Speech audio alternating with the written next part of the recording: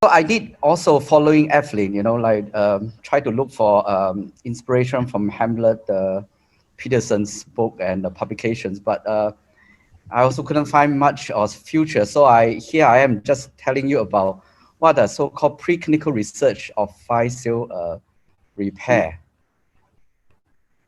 So outline the lecture will be on pathophysiology of fascials and the animal models in fascial repair, and what people try to use modulation for the intrinsic injury pathways, and what are the cell therapy available. First, this is a chronological sequence of what happened on the fascial injury day. Day one, you get a lot of inflammatory cells infiltrating, and they have a lot of inflammatory mediators like TNF alpha, interleukin, all this happening. But leave unchecked, you get the fibrogenic phase about day 7. You can see infiltration of the MSCs coming up. Unfortunately, these MSCs will just go into intramembranous ossification through a recruitment. And unlike the endochondral ossification, you like to form a nice physis as TJ showed.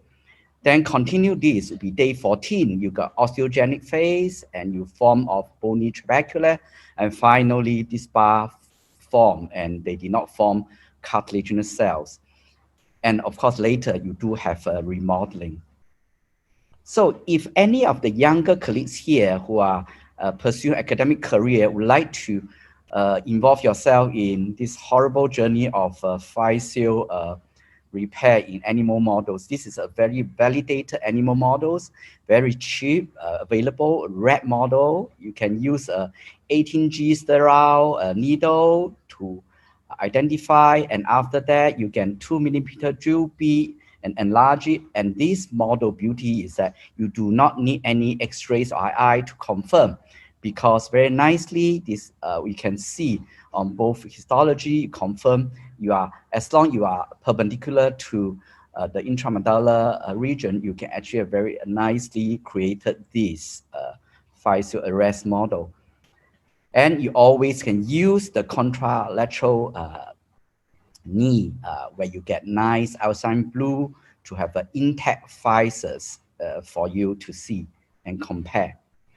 So in the literature, people did try to use modulation of intrinsic pathways, such as try to get VGFF as a receptor block and also inhibition microRNA to see they get a nice blockage of this intrinsic pathway from happening and fascial bar.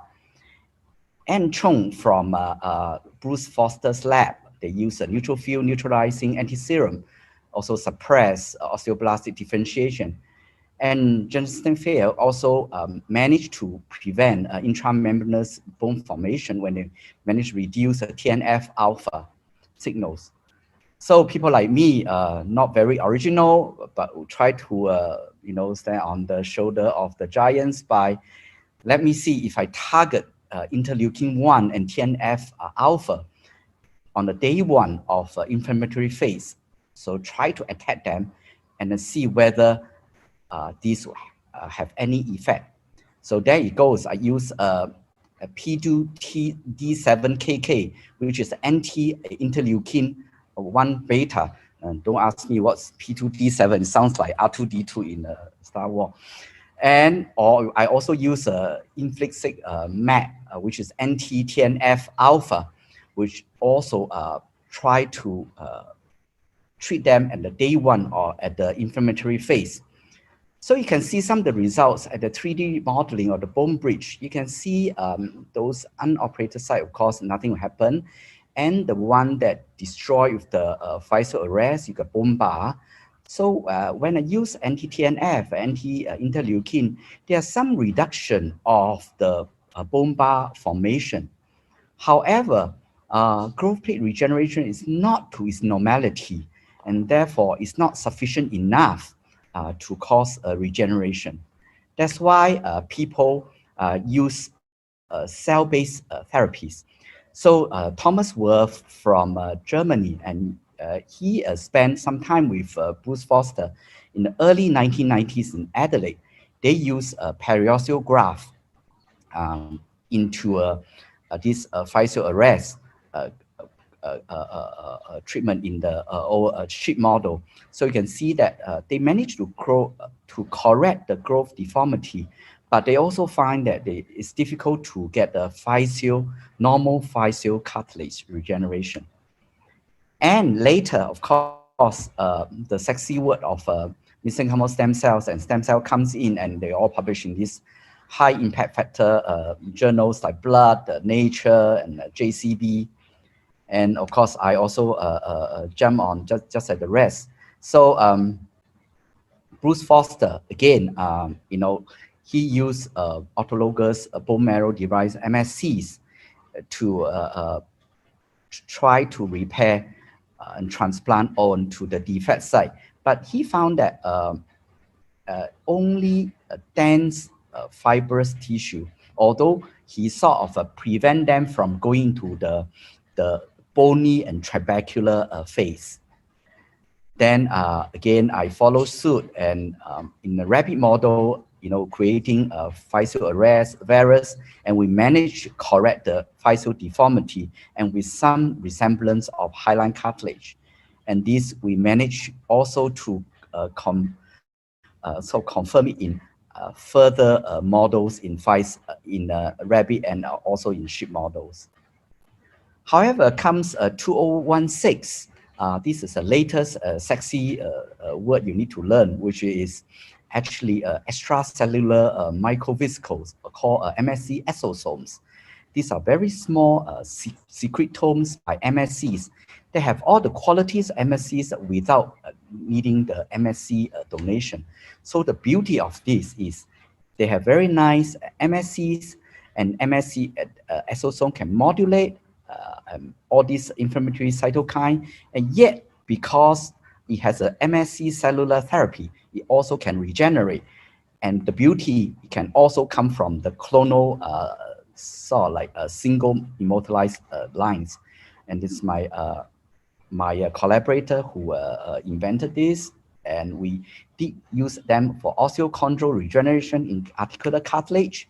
So the study design here was 72 rats, and we go into two main groups, one group on PBS and one group on MSC exosome. You can see at 4 weeks, of course, the leg length discrepancy is quite prominent, but at 8 weeks, MSC exosome start to have some kind of regeneration and improve in the leg length discrepancy.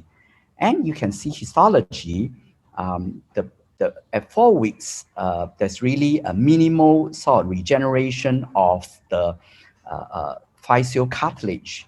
But at 8 weeks, you can see more and more MSC regeneration at the growth plate. So in looking at analyzing them histologically, we find that at 8 weeks for suffering O, which measurement of physical cartilage, get more and more positive compared to 4 weeks. And also a measurement of hyaline cartilage, they are more so collagen type 2 at 8 weeks compared to 4 weeks. So this is something quite exciting. We managed to sort of regenerate part of this. So in literature, people also use a biomaterial-based approach. And however, again, they found that they're not enough to find mechanical support for the physical regeneration. And of course, 3D printing come on board now, and people also try to use 3D printing to print this biomaterial into the physical growth arrest and try to so regenerate them. So lastly, just a bit of a clinical case, where you can see what Dr. Chauben show, and then here we are using MSC cells and add-on osteotomy. But sadly, in really trying all this so-called in the future, very few publications, and one of which actually attribute to Vishal Majuri from Vellore, and she used it for autologous chondrocyte implantation to show patient had a good ACI results in the long term. So thank you very much for your attention.